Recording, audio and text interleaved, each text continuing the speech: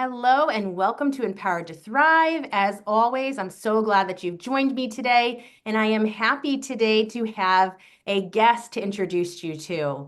Lisa Garber came on the show in the past, and I so enjoyed conversation with her that I was hopeful she would come back on, and here she is. So thank you, Lisa. Yeah, my And pleasure. Lisa is a personal coach. She's a mentor and a former therapist with over 25 years of experience helping women reconnect with their true selves and create lives they truly love.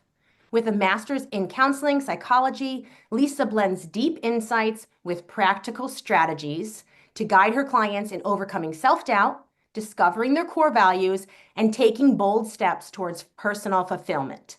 And last time we did speak about overcoming self doubt, and I can 100% back that up. You gave us such practical strategies, and yet we were talking about deep concepts.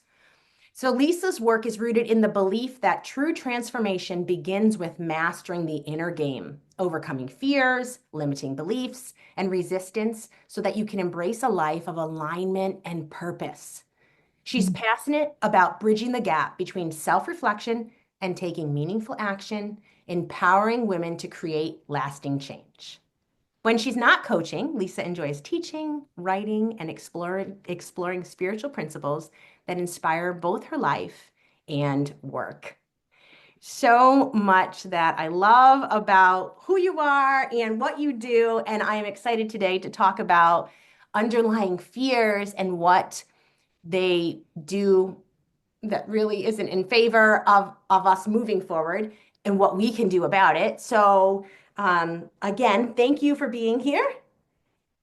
Well, it's my pleasure, and I'll tell you, thank you for reading that out loud. I should re replay your reading of that a few times to get my faith and belief up because I sound impressive. And I you mean, I are. may write it and You read it, are. but it doesn't seem the same as when you say it out loud with such enthusiasm. So thank you. You're welcome. I can feel it. And I know that's who you are. You know, when you sit in front of somebody and you see them, and then you've actually had a conversation with them, I could confidently read that and say, even though I haven't known her long and you haven't personally counseled me, that's what you are, what you just said there. So, yes, Wow, that's absorb it great. all. You deserve it. I'm taking it in. Yes, and I Mm-hmm. love the part where it talked about underlying fears, right? Mm-hmm. The reason it's there is because the more I coach, the more you come up against, up against blocks with my clients. I come up against blocks in myself. Yeah. And you wonder what are these blocks, right? Why is this so difficult? Or why is this person procrastinating? Or why is this person doubting themselves? Or why is this not moving forward? We had this great session and came up with this great plan and we have the actions all set out. And then 2 weeks later, we meet, they didn't do anything. Yeah. Or me, niche after niche, working on my online business, trying to get it to do something, And I think, okay, what do I know for sure is that underneath blocks is fear, Mhm. some kind of fear. And we often don't talk about it. Um, and we only need to identify that it's fear, honestly. We don't have to be even more specific. However, it's interesting and enlightening and full of self-awareness when we can actually identify fears, like some of the usual ones, like the fear of failure or the fear of success also exists. Have you heard of that one? Yeah, that's real. Yeah. Yeah. And fears of, you know, what will people think of me? Or, uh, well, tell me, what are some of yours? Have you identified some of your underlying fears? Well, interestingly, like when you talk about the fear of success, I think about like the fear of being seen. Because if you Yeah. succeed, you'll be in front of more faces, you'll be more well known, and then you'll be more fully exposed. And that can be frightening. I know personally that being seen when I was young also meant I could be criticized. Yes. And then even if I think about it presently, right, the more people that hear me and know what I stand for, that you open yourself up to, yes, the people who love you and also the people who have bones to pick. Yeah. And so I know personally, based off of the earliest experiences I had, that it doesn't necessarily feel inviting to be sometimes too well known, even though, on the other hand, I say that's what I want. But you're right, it's this internal block. Yeah. Yeah. Yes, and very well expressed. And that is the point is it isn't the fear of success. Like that's just so abstract, right? The idea whenever, or even the fear of failure, it's still abstract. The idea is, what do I think that means? If Mm, I'm successful or if I fail, what is it that I am worried will happen because of that? And it is things like you just said, fear of being criticized, right? I'll be, you know, pointed out and things will be said about me that won't be feel good. Or if I fail, people will, I won't have, I won't be able to put food on the table and will starve to death. Or, if I make a fool of myself, nobody will like me anymore. Or so there's always something underneath the actual fear that will, when we name it. And mm, that's important for people to understand because, like you said, it goes back to something in your childhood. mhm, It always does. It always goes back to some experience that we had, and it was a difficult, we couldn't handle it, or it mhm, didn't get handled well. mhm. And for kids, everything is difficult to handle. So if there isn't help to handle it, it will be unfinished business, essentially. So our fears generally go back to some kind of unfinished business, and it's kind of programmed into us. So it, this is what I say about why the inner work is so important. Sometimes I call it the inner game because even though I love, love, love coaching, it can't just be about a strategy to get your goals because if you could do it, you would have done it. Yes. There's always something else that's going on underneath it. And that seems to me very key when you're working with people or when you're talking about oneself is, what exactly is going on here? And um, so I'll give you an example. And this was uh, is this the right example? I guess it's okay to give that uh, that I was some things have been happening in the political world that have been very unnerving to me. Mhm, And I'm feeling moments of despair and fear, and it's stopping me from sitting down and doing the work I need to do. mm, So I had to think about what was happening, and I immediately, when I sort of stopped and went within, I felt like I was about 7 years old. mm. And the feeling I had was about seven. I'm about seven, and I've had this feeling when I'm seven. Yeah. And then I had this memory float by, which was me sitting on my father's lap Uh-huh. and him saying, "What is wrong, darling? What's bothering you?" And I finally opened up to him and said, they're talking about this at school about how the world is going to end. Mm. So this was something in the papers, in the newspapers in this era, but people were predicting the end of the world. Yeah, yeah, yeah. This wasn't about a bomb going off or anything. It was just some sort of, I don't know, maybe it was a cultish thing. I can't remember who started it, but it was big and everybody was talking about it. And I was terrified and I didn't say anything to anybody. Yeah. And so that vision of me sitting on my father's lap as a 7-year-old worrying that the world was going to end was exactly how I was feeling Yes. here as a full-grown adult who's perfectly capable of taking care of herself in the midst of seeing, things that I wasn't used to seeing and some chaos and stuff and that fear coming up. And I thought, wow, Mm. that's old. Like that's a really old fear. And it was stopping me. Yeah. Yeah, that's my most recent example. Okay. So if you're comfortable answering, what did you do to support your child self as you realized what was going on more deeply? Yeah, a couple of things. One of the things that I do a lot is I do breath work. I do a lot of breath work because I've come to learn something about fear. And we might have talked about this the last time, but um, did we talk about the brain science behind fear? Do you remember? Do you mind if we do? I don't remember that we did, and it's been long enough ago, over a year and a half, that we can all hear it again if we did. Everybody forgot. Right. We didn't hear it 7 times yet, right? Okay, perfect. Excellent. So this is here. So now I'm not being the child in the moment. I'm just now I'm being the educator. But the what I understand about the brain is that, and why these things can last for so long, is that we have these emotional, we call them emotional needs. Oh, we know we have physical needs, right? We need to have food and water and sleep, and we need to feel safe.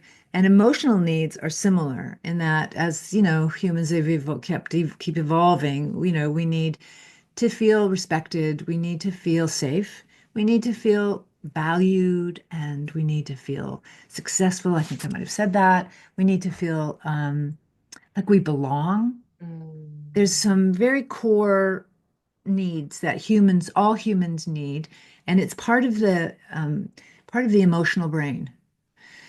When something happens that looks like it's a threat to those needs, to any one of them or to a few of them, we go into a state of triggered fight, flight, freeze response. Even if we don't feel like it, if it's not that obvious to us, little things will happen, like we get shallow breathing. yeah. So I'm sitting there thinking about this little kid and this fear that I'm in, and I know for sure I'm shallow breathing because I'm in a stress response.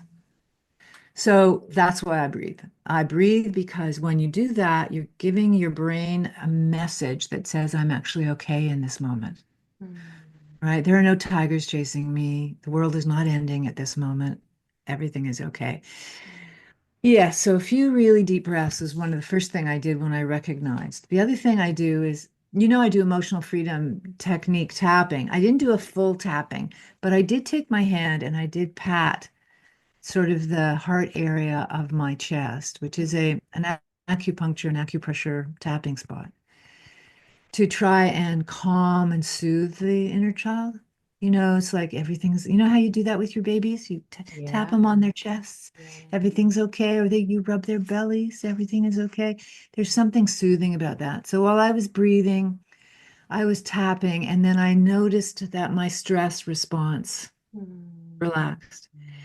And this is something that I've been talking to people a lot about, is that honestly, whatever's going on with us, we really need to address the stress first. And because whatever is happening, we're in a stress state. And when we're in a stress state, we cannot be at our best. So it's what I did. I just thought about the stress. And then the other thing I did is I shifted my morning meditations mhm, to what they call a vagus nerve meditation. So I've been learning, the last few years about the vagus nerve and the nervous system. And so I do this 20-minute meditation that's all about sort of breathing in and then slowly releasing and talking and a mantra about right now in this moment, I can feel some ease, mm, which is just a beautiful thought when you're real stressed. So I didn't focus on sort of trying to change what she was thinking. I just tried to focus on feeling less stressed about what she was thinking and how I was feeling. So mm. that was the first thing I did.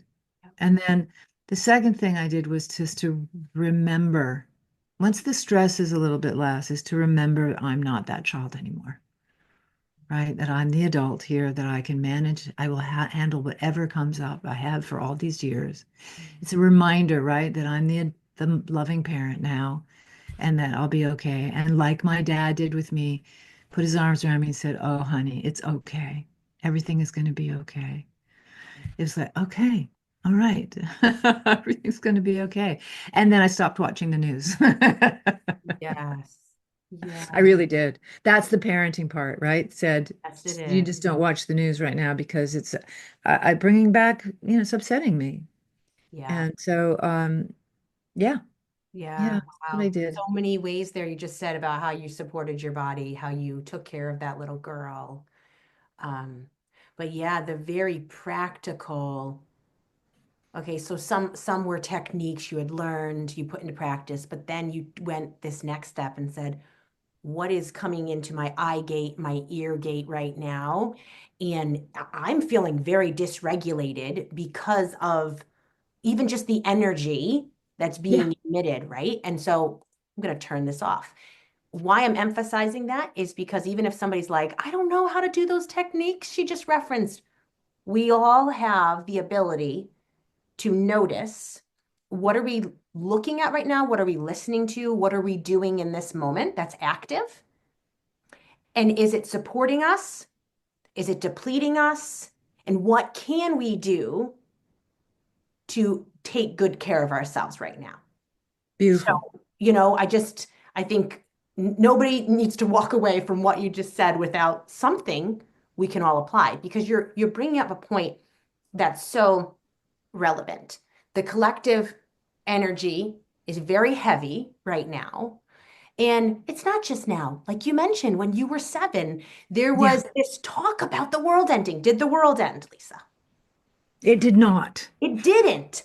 So sometimes it's nice to just know. Sometimes there's talk of things and it won't ever happen. But I'm not here pushing away how anyone's feeling, not at all.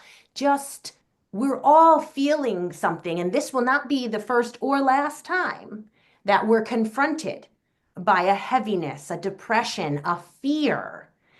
And that is why what having tools and putting things into practice is imperative. Yeah, And I'm one of those go-getters, like clearly you are. yeah, yeah, If there's something I can do about it, I don't need to sit and live my life being depressed. I could yeah. know, I have a bent towards that because of the DNA, Yeah. and I can know that that's also a part of the human experience. But I also know I don't want to live out of that place for my life long.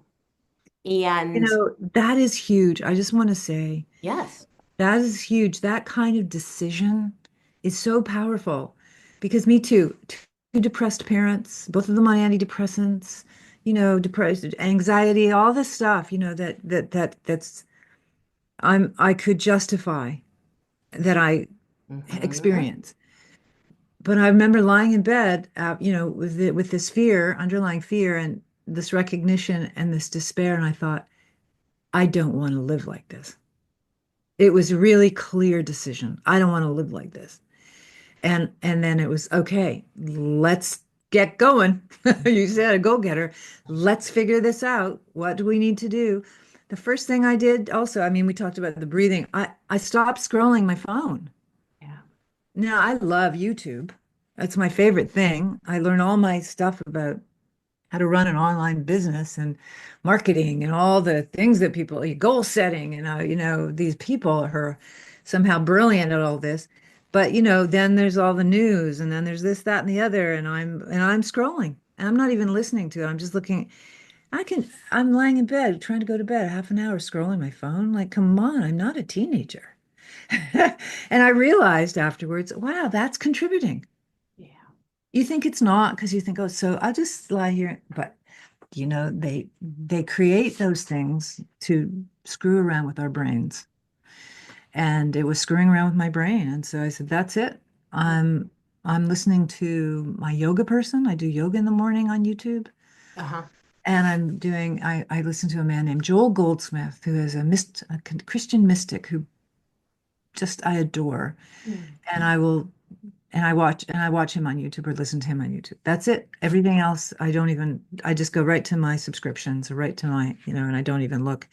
Yeah. So yeah, there's things that we can do. Exactly. Exactly. Yes. Yeah. And you just said it's not like we have to throw out. this resource. YouTube can be good and useful for you in this season, but you know what is useful for you right now, Yeah. that platform. And that's going to take, boundaries. It's going to take um putting things in place that you actually follow through, right? But Discipline. yes, but it's also not to say we can never do something, even though that space and that place or that platform might have all sorts of content coming at us. Yeah. So yeah, I I felt like when you were talking just about the determination and the decision you made about I'm not going to live depressed. I'm not going to, yes, I understand reasons why I could. I understand why this is maybe harder for me than it might be for someone else. And I think all of that is really good. I think it's important to not shame and to validate ourselves in our experiences because they're real. But I know there's other people listening who just need to be reminded of the passion and the fire that is inside of each one of us. Because depression is literally just trying to throw water on the fire. Like Yeah. there is a passion and a fire inside of all of us. And even if there's just embers for you listening, let this be the flame, the oxygen, the air, that the wind that comes through that allows those embers to come into flame. And I mean that. Allow this conversation that Lisa and I are having to be something powerful and defining for your life. This doesn't just have to be another podcast episode you're listening to on a random day of the week.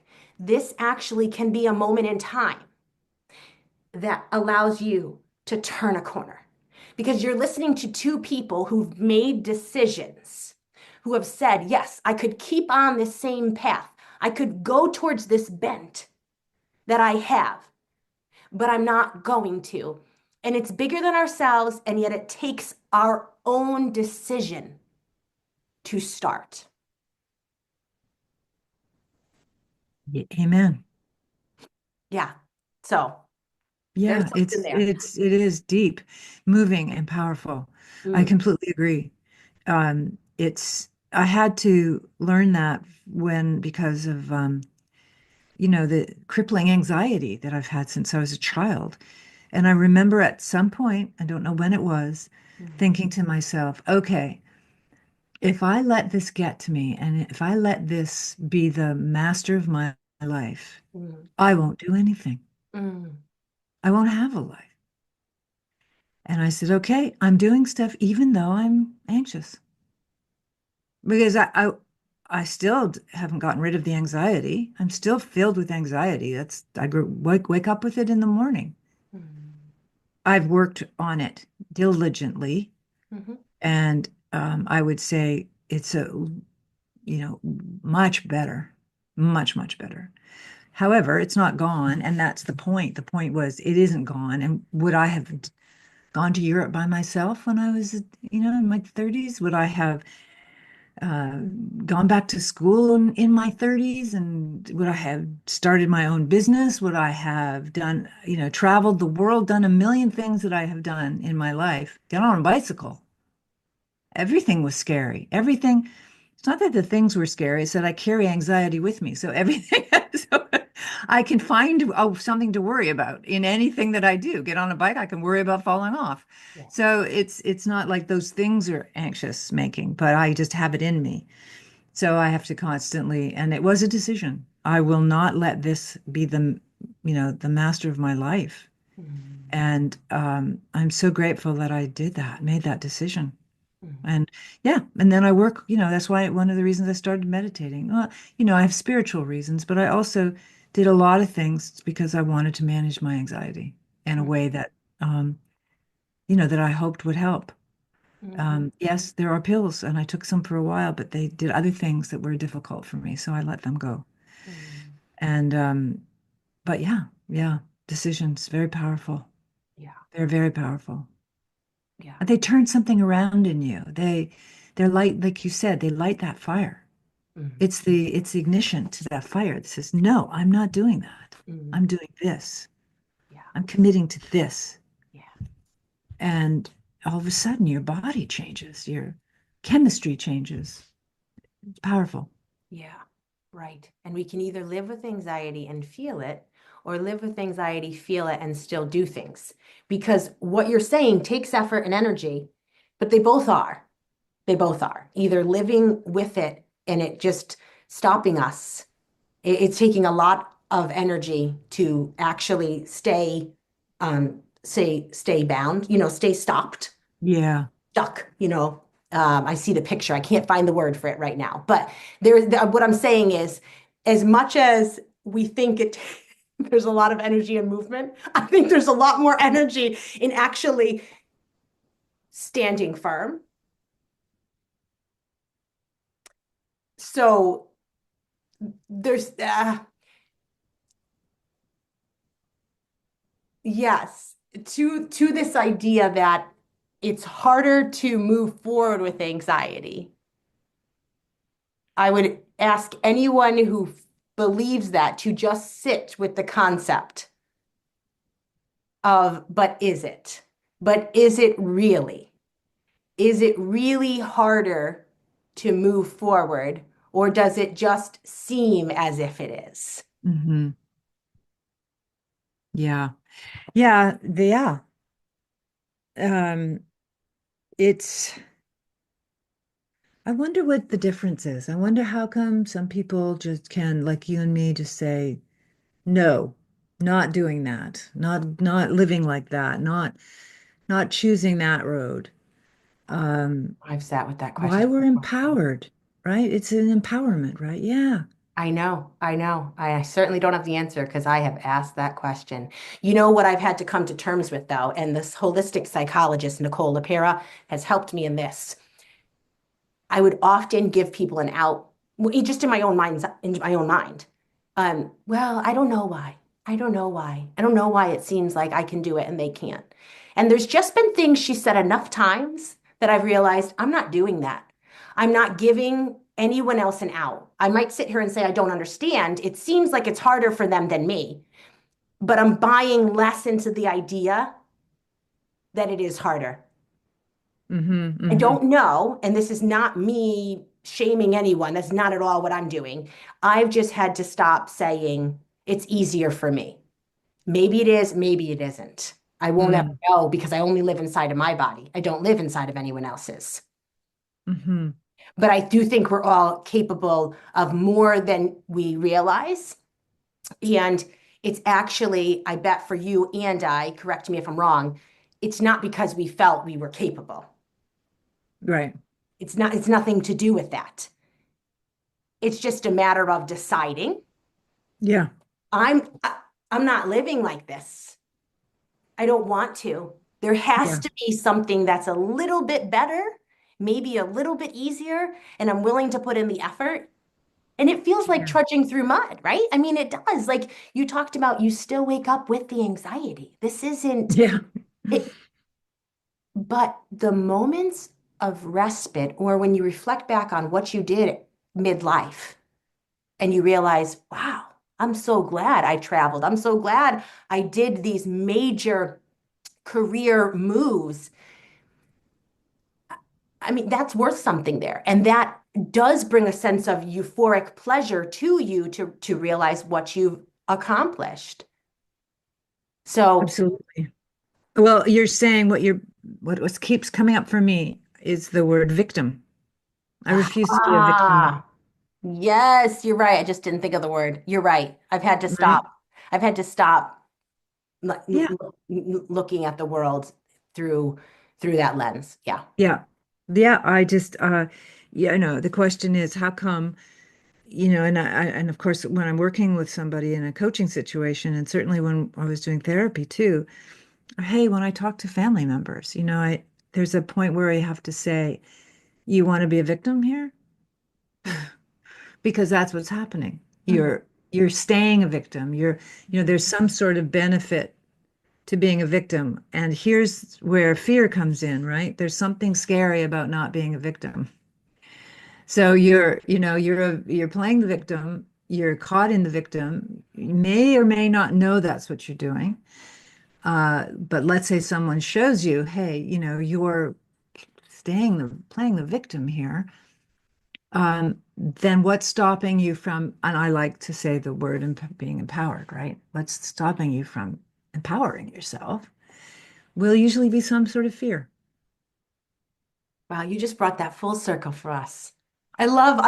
Look at Ah! that. That's so everybody, as we wrap up, consider what Lisa was just saying and just sit with this idea. Anything that's not familiar is scary. So if it feels like the familiar has been that I have been the victim, and I know you have, I know you have been victimized, and I would never minimize that. And also remember what Lisa said. Even though she makes contact with the little girl she once was, and she takes care of that little girl, she also remembers, I am the grown woman. I am the grown woman today, capable of much, very empowered. And to you listening, you may have been the victim and you were victimized, but also remember who you are today. You are not the one trapped in whatever that moment, whatever that scene, whatever that experience was. Where are you today? And what can you do in this moment out of power? Because you are powerful. You are capable. You are powerful and capable. I believe in you. Lisa knows how much you're capable of. You're sitting right now, figuratively, with two people who see your worth and believe in you. Feel the love in this space because you deserve it. You are worthy of it. You have always been worthy of it. And go. Make the smallest little pivot. It shouldn't be anything major, probably. It doesn't need to be anything major. Initially, it can be the smallest pivot and allow that to be the momentum to take you where you need to go. So much love, my friends. Thank you, Lisa, for being with us. And join us again soon on Empowered to Thrive. Thank you.